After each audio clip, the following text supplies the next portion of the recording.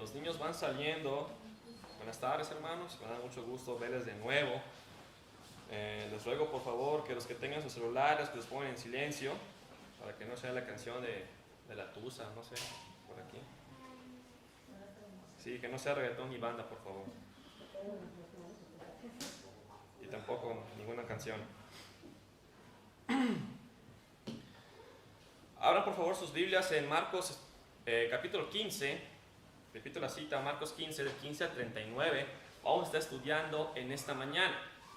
Y vamos a aprender algo muy interesante que que traje a mi memoria, de algo que leí y vi hace tiempo, que es con respecto con la marcha triunfal romana. Y vamos a comparar la marcha triunfal romana con la marcha triunfal de Cristo. Y quizás se pregunte, bueno, ¿y en qué momento hizo Cristo su marcha triunfal? Lo vamos a ver. Y la marcha triunfal romana, también hay que explicar en qué consiste, bajo qué término y cómo fue que cambió. Porque también la marcha triunfal romana cambió a ser llamada a marcha triunfal imperial.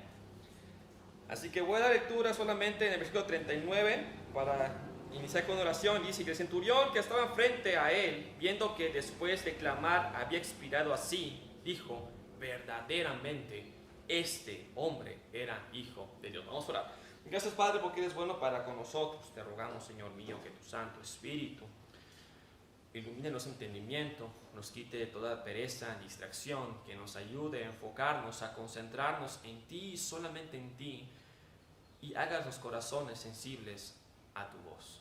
Que sean tus palabras por medio de mí, no palabras de hombres, sino palabras tuyas, y aquellos que están en camino, quieras traerlos con bien para que unánimes podamos seguir alabando, glorificando tu nombre y aprendiendo más acerca de tu maravillosa persona y tu perfecta obra. En Cristo Jesús damos gracias. Amén.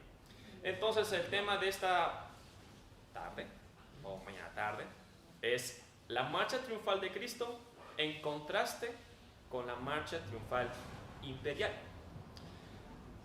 Cuando Roma comenzó como imperio oficialmente en el año 27 a.C., el famoso y primer emperador oficial, que fue Cayo Octavio, o mejor conocido como Augusto César. Y este famoso Augusto César lo tenemos registrado en nuestra Biblia en Lucas 2:1. Qué interesante es que Lucas hace mención del primer emperador romano oficial en la Biblia. Con Augusto César dio inicio una famosa ceremonia que se llama apoteosis. Repito el nombre, apoteosis. ¿En qué consiste esta ceremonia? Esta ceremonia consiste en deificar a los emperadores fallecidos que le precedían. En este caso, Augusto César se dice que fue hijo adoptivo por parte de su tío abuelo Julio César. Julio César nunca llegó a ser un emperador oficial, sin embargo, él ya estaba rigiendo como si fuese emperador, pero Roma aún no había sido declarado un imperio como tal, sino que había una pequeña disputa entre los que querían que Roma siguiese como una república y entre el otro bando que querían que Roma fuese un imperio. ¿Y esto a qué se debía de la disputa? Por las malas y pésimas administraciones por parte del Senado y el gobierno. Julio César, al no llegar a ser un emperador oficial, pues Augusto César, en honor a su padre, fue que hace esta famosa ceremonia, apoteosis, para deificarlo. Y es cuando ahora Julio César pasa a ser oposicionado como algo divino. Y Augusto César llegó a ser llamado como hijo de Dios o hijo divino. De hecho, en las monedas, esculturas y otros monumentos que están en Roma, se puede ver en las monedas acuñadas que dice Divus Augustus. Mientras que esta ceremonia de apoteosis solamente se enfocaba a los emperadores fallecidos, en vida sutilmente el emperador que estaba en vida era llamado hijo de Dios o hijo divino. Y había dos palabras en latín para diferenciarlos una de la otra. Cuando estaba fallecido el emperador, la moneda acuñada decía divus, porque ya estaba posicionado como un divino. Mientras que los que estaban en vida eran divi. Divi, el nombre del linaje, y filius. Por ejemplo, Divi Julius Filius, hijo divino de Julio. En este caso, con Augusto. Y en el caso de Julio, diría Divus Julius, que es el divino Julio. Qué interesante.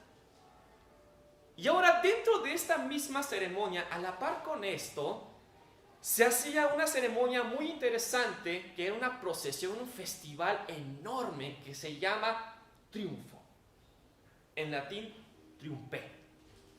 ¿En qué consiste esta ceremonia? Bueno, consiste que es un desfile lujoso que se hace con el objetivo de celebrar las victorias bélicas de los generales militares tras su victoria en lugares extranjeros. Llegaban los generales victoriosos porque habían vencido en alguna parte lejos de Roma, y se hacía una ceremonia grande para celebrar a este general militar romano. Triunfo, triunfé. A lo largo del tiempo, en el 20 a.C., Augusto César cambia ahora esta ceremonia, esta celebración, y ahora, en vez de que esta ceremonia de triunfo sea para los generales militares, ahora se hizo exclusivamente y únicamente para los emperadores romanos. ¿Pero por qué? Porque querían enfatizar sutilmente de que él era también divino. Hace un lado a los generales y ahora toda la grandeza, todo el honor, toda la majestad recae sobre el emperador. Que el emperador sea exalzado, magnificado, y sea él quien se dé a notar entre todos diciendo: Él es el César, salve, oh César, Él es el Señor y Dios. Con ese propósito lo estaba haciendo ahora este famoso emperador, sutilmente. Claro, no se proclamaban como tal oficialmente: yo soy Dios. No lo hacían de forma directa, sino de forma sutil. Porque para los romanos, el que un ser humano, como un emperador, diga: yo me declaro como Dios, era algo escandaloso. Entonces lo hacían de forma sutil para que poco a poco se vaya ingresando ahora que los emperadores sean posicionados como Dios. Como en el caso de los faraones. Los faraones en el tiempo antiguo de Moisés, ellos eran considerados como Dios. Por eso Faraón decía: ¿y quién es Jehová? Que yo no lo conozco. Porque él decía: yo soy el único. Vamos a hablar un poco acerca de esto del triunfo y pongan mucha atención. Vamos a hablar primero del triunfo romano, luego el cambio a triunfo imperial y luego hacemos el contraste con Cristo. El triunfo, como bien mencioné, era una ceremonia civil y también un rito religioso de la antigua Roma, con el objetivo pues de celebrar públicamente el éxito de los generales militares, en este caso que son romanos, obviamente. Técnicamente esta celebración consistía en hacer rey por un día al general militar. Así como cuando hay veces cumpleaños dicen: hacemos ahora, por ejemplo, a Jada, que cumplió años hace poco, hacemos Jada reina por un día. Y pues Jada va a decir: no, pues yo quiero que me traigan esto, que me den aquello. O sea, técnicamente ella es la que está pues con este énfasis. Lo mismo con el general. Él es el que está en énfasis. Es él es el campeón. A él debemos darle esa atención. Había una condición en la ceremonia del triunfo para que se pueda llevar a cabo. Tenían que haber matado por lo menos mínimo 5,000 enemigos. Si el general romano llegaba de su batalla triunfando, pero no había matado 5,000 enemigos por lo menos, no se hacía el triunfo. Tenía que cumplir por lo menos 5,000 enemigos asesinados por los romanos. Y algo muy interesante con esto del triunfo era que se hacía con la idea de que Dionisio, su dios principal de los romanos, se manifestase en vida en el general. Una encarnación sutil. Repito, algo muy interesante y sutil que tenía esta ceremonia del triunfo romano era que el general o la gente esperaba que Dionisio se manifestase en el general. Algo así como que el dios viniese, Dionisio, y encarnara en el general. Algo muy interesante. Eran costumbres y cosas de ellos, por supuesto. Como que huele algo quemado por acá, no sé si soy yo. Ah, sí, ya sentí el olor. Ok. El triunfador, como se le llama a la persona que está pues en exhibición por el desfile, el triunfador lucía las vestimentas de la antigua monarquía romana, porque Roma inició primero como una monarquía, luego fue una república y luego fue un imperio y luego otra cosa que ya es más de historia. Entonces, el triunfador vestía las tradicionales vestimentas de la antigua monarquía romana y también con respecto a la estatua de Júpiter Capitolino. Júpiter Capitolino era el dios principal de los romanos. Júpiter, que viene siendo Zeus en griego, con los griegos, o Dionisio con los romanos. Muchas similitudes, a fin de cuentas. Dionisio, Zeus, Júpiter, a fin de cuentas es la misma cosa, es la misma gata, si lo queremos decir de esa forma. ¿En qué consiste o cómo era la ceremonia de este triunfo romano? Bueno, al general romano, que en este caso era el triunfador, se le daba una toga picta. Esta toga picta consistía en una toga de color púrpura con bordes de oro. Púrpura de la realeza y oro de la divinidad. Imagínense nomás y nótense las sustancias y colores que sutilmente se están dando. Luego se le ponía una corona de laurel de oro. Y esta hoja de laurel representaba victoria. Victoria. Luego estaban las botas rojas y posiblemente, y quizás no siempre lo hacían, se pintaba la cara de color rojo, que era en representación o en asociación a su deidad suprema de Roma, que en este caso era Dionisio o Júpiter o Zeus, cualquiera de los tres, es lo mismo.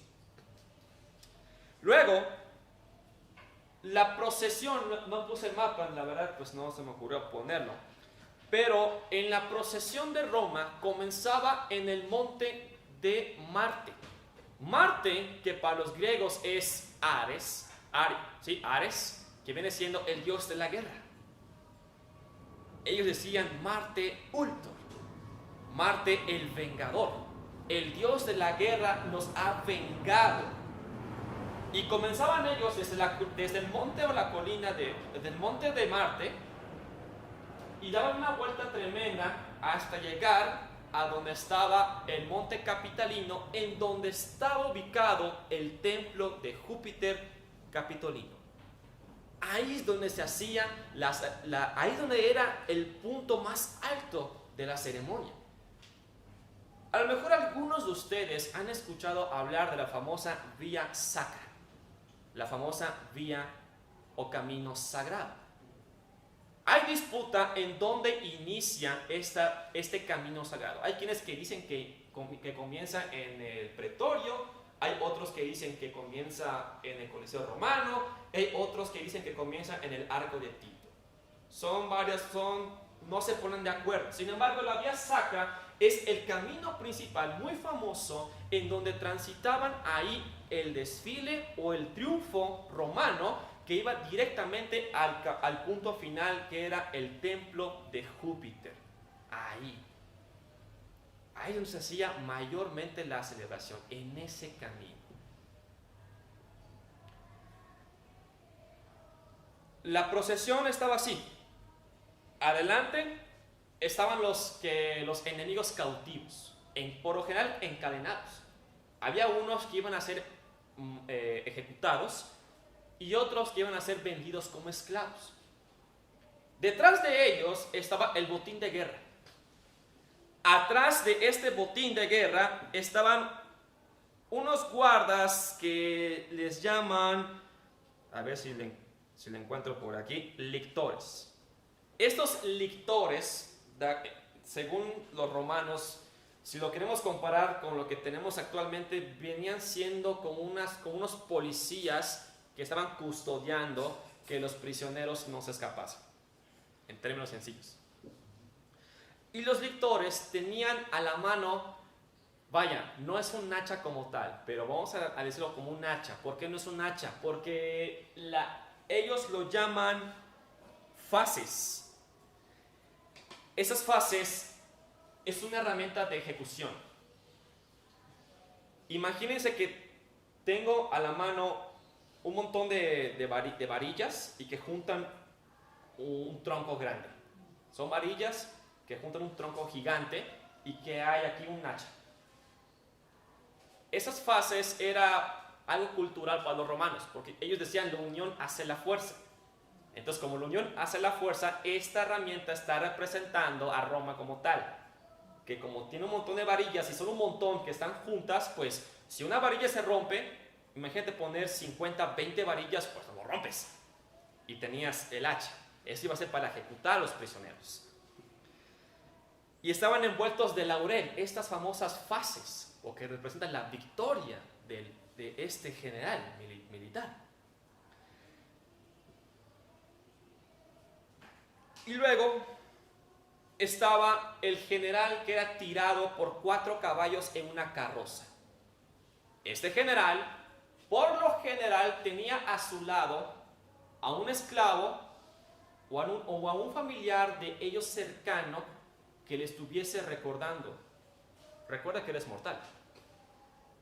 Qué interesante.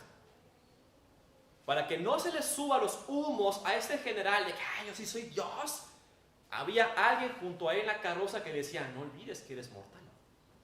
No olvides que eres mortal. Y así se la pasaba diciéndole en el transcurso del camino: no olvides que eres mortal. Y atrás y por último del general estaban todos sus soldados, vestidos de toga, a pie, con coronillas de guirnaldas, cantando, diciendo: triunfo, triunfo. En latín, triunfé, yo triunfé.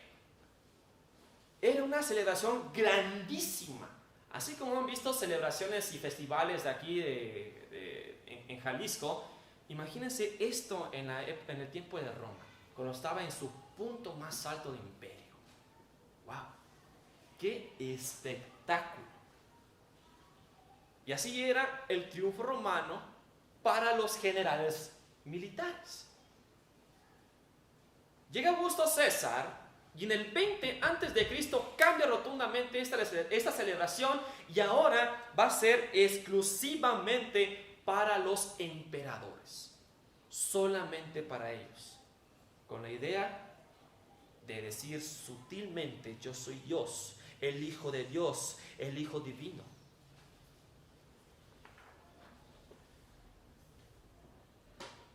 Ahora, este triunfo imperial consiste en lo siguiente. Ya no comenzaba ahora en el monte de Marte la procesión. Ahora comenzaba en el pretorio, directamente sobre la vía sacra. Directamente. Ya no hacía todo un recorrido como antes. Ahora corto, de una vez, directo, a lo que vamos.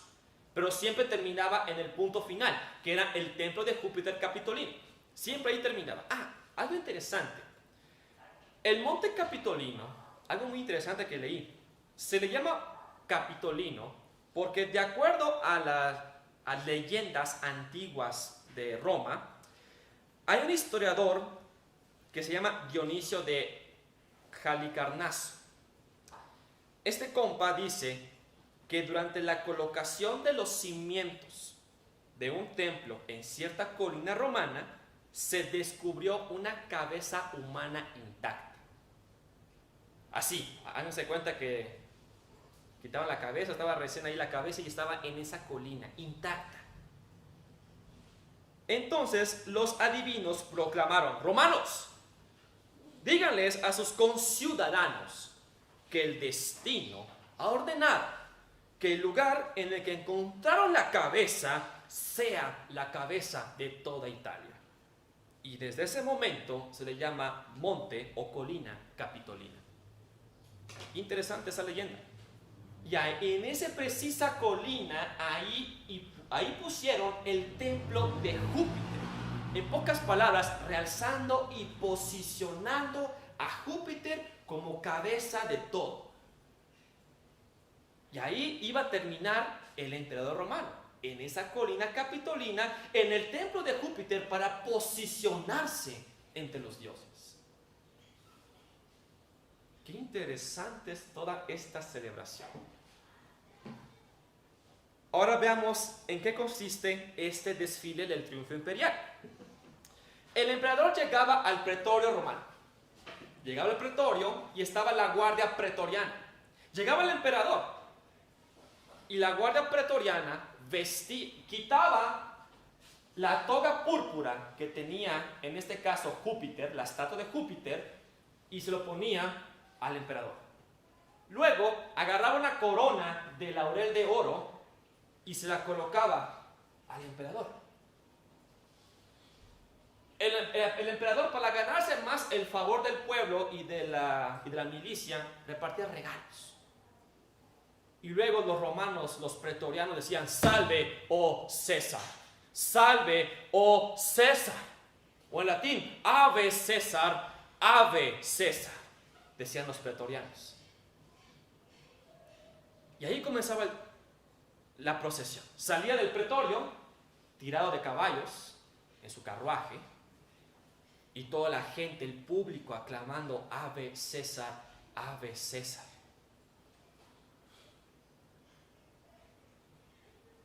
Delante del emperador pasaba una persona con un incensario enorme, inundando toda la calle del aroma de incienso.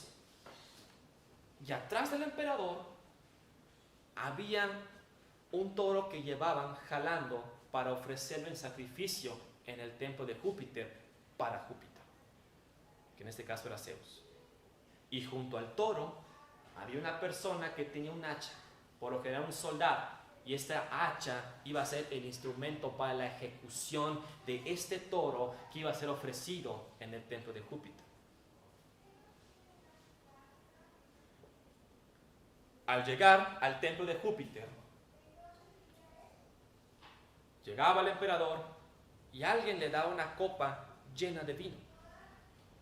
El emperador tomaba la copa, pero no se la tomaba, la derramaba. Y luego sacrificaban al toro derramando su sangre por todo el piso. Después de este rito, él sube las escaleras del templo de Júpiter y en ese momento es cuando dice: triunfé.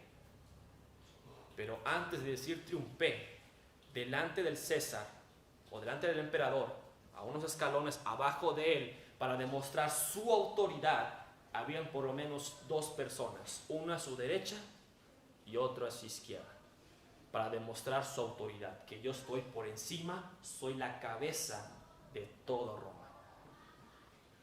Vestido de púrpura, con corona de laurel de oro, gritando: triunfé. Y ahora faltaba la cereza para coronar este pastel. Hacía falta una señal, algo, hacía falta. Una señal de confirmación de que los dioses estaban aprobando esta ceremonia y que ahora él se había posicionado como divino. Qué interesante. Muy, muy interesante todo esto. Hay un historiador llamado Sueteni, que es un historiador romano del siglo II, y él menciona o describe unos triunfos en donde dicen que se han visto dos personas abajo del emperador y en el medio. Él dice, por ejemplo, cuando Augusto hizo su triunfo, había dos cónsules abajo de él, uno a su derecha y uno a su izquierda. Luego menciona el triunfo de Claudio en el 44 después de Cristo. Sus yernos de Claudio estaba uno a su derecha y uno a su izquierda. Luego se menciona también el triunfo de Vitelio. Vitelio tenía sus generales Valente y Cecina, uno a su derecha y uno a su izquierda en el 68 después de Cristo. Y luego hace mención de otro, el triunfo de Vespasiano después de la destrucción del templo judío. Tenía a su derecha y a su izquierda a Tito y a Domiciano en el 71 después de Cristo.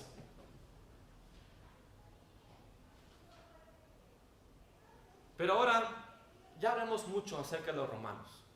Ya hablamos mucho acerca de su triunfo romano con los militares y el triunfo imperial. Ahora vamos a enfocarnos en lo que es lo principal, en Cristo. En Cristo. Así que acompáñenme a leer las citas. ¿Por qué el énfasis en Marcos? ¿Por qué solamente en el Evangelio de Marcos se hace el énfasis de este triunfo romano? Bueno, para recordarles, Mateo fue escrito a los judíos, Lucas fue escrito a los griegos, Juan fue escrito a todo el mundo para que todo aquel que en él cree, y Marcos fue escrito a los romanos. Eso es lo interesante. Entonces, hay una sutileza de ese triunfo, de esa marcha en Marcos, para que los romanos leyeran y dijeran, wow. Este evangelio de Marcos tiene algo muy en particular y especial, algo que no tienen los demás evangelios. Vamos a leer Marcos 1.1. Marcos 1.1 dice, principio del evangelio de Jesucristo, Hijo de Dios. Así comienza Marcos su evangelio. Principio del evangelio de Jesucristo, Hijo de Dios. Así comienza Marcos su evangelio. ¿Cuál es la idea de que Marcos comience su evangelio con ese título de decir Hijo de Dios? ¿Cuál es el objetivo? Bien, como bien mencioné, si a los emperadores romanos se les decían que eran hijos divinos o hijos de Dios, pero que ellos se posicionaron de esa forma, Cristo no se posicionó así porque Cristo ya era hijo de Dios. Y el romano o el emperador romano, él no se deificaba porque Cristo ya es Dios. Cristo es Dios. Antes de que el mundo fuese, Cristo era. ¡Wow! Qué contraste impresionante al inicio de esta epístola. De este evangelio, perdón. Ahora vamos a analizar ya. La marcha triunfal de Cristo se hizo sobre la vía dolorosa. Claro, esta vía dolorosa no existe en el mapa de Roma. Los eruditos le han llamado vía dolorosa porque fue el camino de aflicción que Cristo caminó desde el pretorio hasta el Gólgota. Por eso llaman vía dolorosa o camino de aflicción. La vía crucis. Mientras que el romano en Roma estaba en la vía sacra, Cristo estaba en la vía dolorosa. Ahí vamos a ver el primer contraste.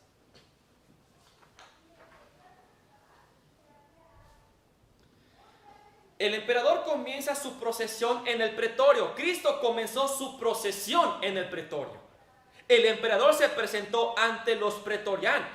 Los soldados convocaron a toda la compañía y presentaron a Cristo ante los pretorianos. Versículo 16. Entonces los soldados le llevaron dentro del atrio, esto es, al pretorio, y convocaron a toda la compañía. Obviamente, si están en el pretorio es porque hay pretorianos. Los pretorianos vistieron al emperador con un manto de púrpura y luego le colocaron una corona de laurel de oro. los pretorianos vistieron a Cristo de púrpura y le pusieron una corona de espinas. Versículo 17. Y le vistieron de púrpura y poniéndole una corona tejida de espinas. Los pretorianos le dijeron al emperador: salve César, salve César. Los pretorianos le dijeron a Cristo: salve Rey de los judíos. Versículo 18. Comenzaron luego a saludarle: salve Rey de los judíos. En la procesión del emperador, un toro era llevado para ser sacrificado, y junto al toro un soldado que llevaba un hacha, el instrumento para su ejecución. En la procesión de Cristo, Cristo era el toro que iba a ser sacrificado. Su instrumento de ejecución, una cruz. ¿Y quién ayudó a llevar esa cruz? Simón de Cirene. 19 al 22. Y le golpearon la cabeza con una caña y le escupieron, y puestos de rodillas le hacían reverencias. Después de haberle escarnecido, le desnudaron la púrpura y le pusieron sus propios vestidos y le sacaron para crucificarle. Y obligaron a uno que pasaba, Simón de Cirene, padre de Alejandro y Rufo, que venían del campo, a que le llevase la cruz. Y le llevaron a un lugar llamado Gólgota, que traducido es lugar de la calavera.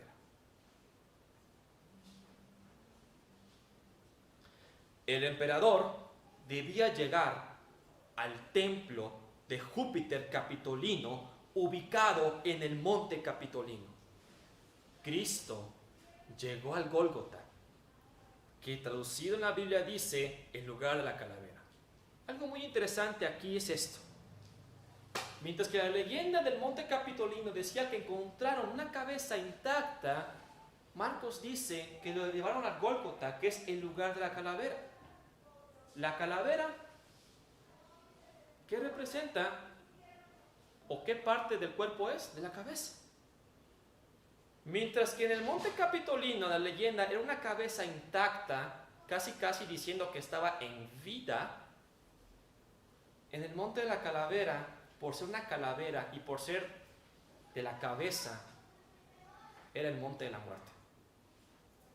Representaba muerte. Qué contraste muy interesante. Por supuesto, Marcos no está diciendo que lo llevaban al monte de la cabeza de la muerte, pero hace esa figura de calavera a esa colina de la muerte, porque ahí iba a ir nuestro Señor Jesucristo. Se le dio al emperador una copa de vino, él no la tomó, la derramó. A Cristo le dieron una copa de vino con mirra y él no la tomó. Versículo 23. Y le dieron a beber vino mezclado con mirra, mas él no lo tomó. El emperador, después de haber rechazado el vino y derramarlo, sacrificaron al toro. A Cristo lo crucificaron. Versículos 24 y 25. Cuando lo hubieron crucificado, repartieron entre sí sus vestidos, echando suertes sobre ellos para ver qué se llevaría cada uno en la hora tercera cuando le crucificaron.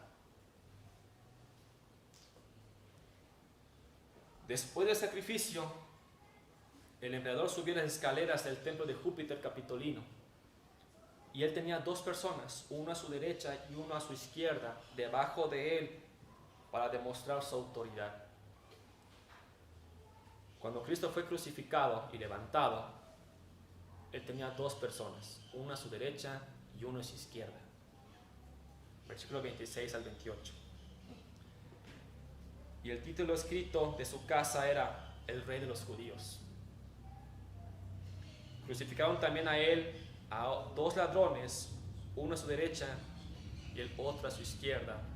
Y se cumplió la escritura que dice: y fue contado con los inicuos. Mientras que todo el público clamaba: Ave César, Ave César. En Cristo no lo clamaron más que solamente burlas, pero le pusieron un título arriba que decía: este es Cristo Nazareno, el Rey de los Judíos. Con eso estaban diciendo su autoridad. Un contraste con el emperador. Después que el público aclamaba, salve César, a Cristo le clamaron ofensas y burlas. Versículos 29 al 32. Y los que pasaban le injuriaban, meneando la cabeza y diciendo, tú que derribas el templo de Dios y en 3 días lo reedificas, sálvate a ti mismo y desciende de la cruz. De esta manera también los principales sacerdotes escarnecieron. Se decían unos a otros con los escribas, a otros salvó y así mismo no puede salvarse. El Cristo Rey de Israel descienda ahora de la cruz para que veamos y creamos.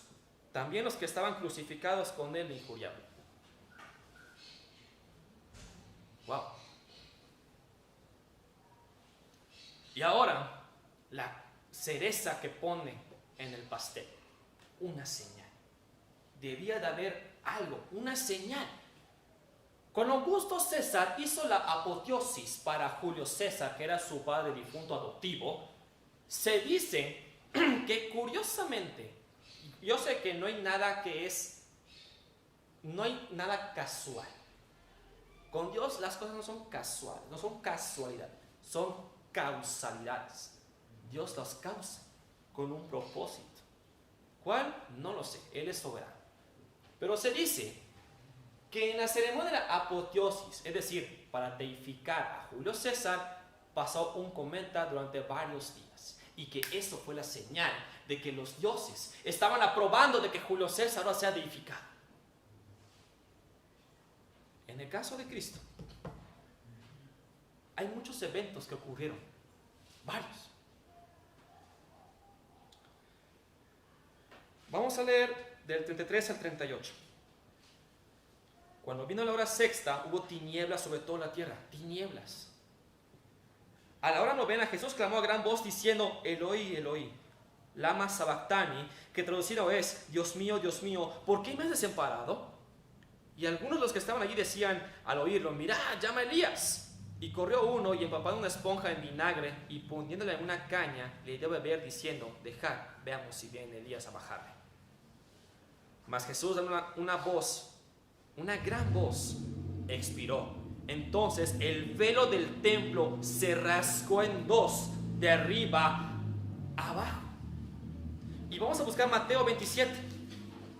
Mateo 27 del 51 al 54. Y aquí el velo del templo se rasgó en dos, de arriba a abajo, y la tierra tembló y las rocas se partieron. Y se abrieron los sepulcros y muchos cuerpos de santos que habían dormido se levantaron. Y saliendo de los sepulcros después de la resurrección de él, vinieron a la ciudad santa y aparecieron a muchos. Tinieblas, temblores, un gran voz. Hubo eventos suficientes, señales para decir que este era verdaderamente el Hijo de Dios. Y lo interesante no es esto. El primer testigo registrado en Marcos de las señales fue un romano. Versículo 39. Y el centurión que estaba frente a él, viniendo después de clamar, había expirado así y dijo, verdaderamente este era el Hijo de Dios.